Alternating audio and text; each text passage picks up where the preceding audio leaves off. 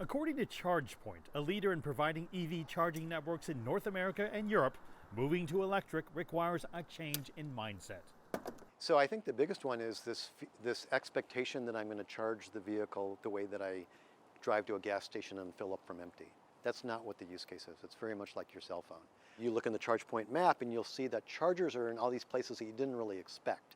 In your local library, your local parking garage, at your workplace, at your favorite restaurant.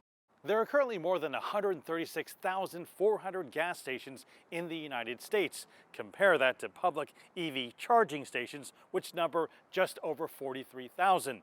But the Biden administration is pledging to have more than 500,000 of those devices installed across the United States by 2030. We're really excited about everyone's attention to the EV charging space, and this is very much a cross-industry solution to move to electric vehicle charging. So you see very active participation with the automotive industry, very essential collaboration with government, essential collaboration with utilities. The Biden administration has rolled out a $174 billion plan that would boost domestic supplies for EV infrastructure and provide tax incentives for consumer adoption. But a Republican counteroffer would trim EV infrastructure spending to just $4 billion. A lot of people think like, oh my God, over 170 billion, that's a lot of money. And it is. But if you think about the automotive industry being a $3 trillion industry a year, if you think about sales, service, everything that's associated with automobiles, it's not really very much at all. I compare it almost to like the invention of the automobile. Back then we didn't have asphalt, right? We didn't have streets, we didn't have highways. You had to build those. Private companies can't pay for this themselves. That's something where governments have to get involved in.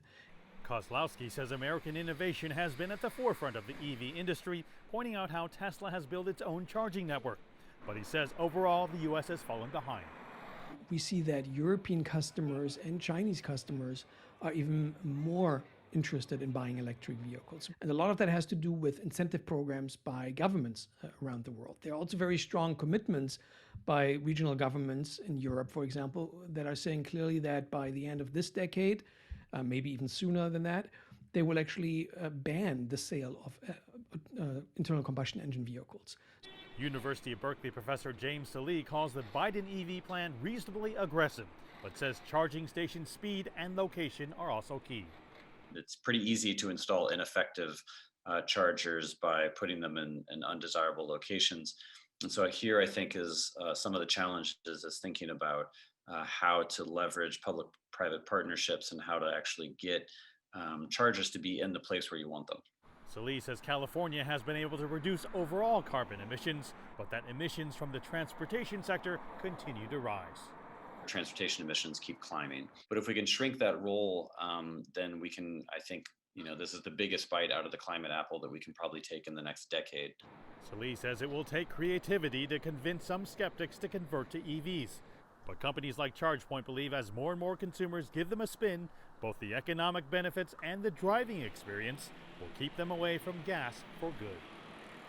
Mark New, CGTN, San Francisco.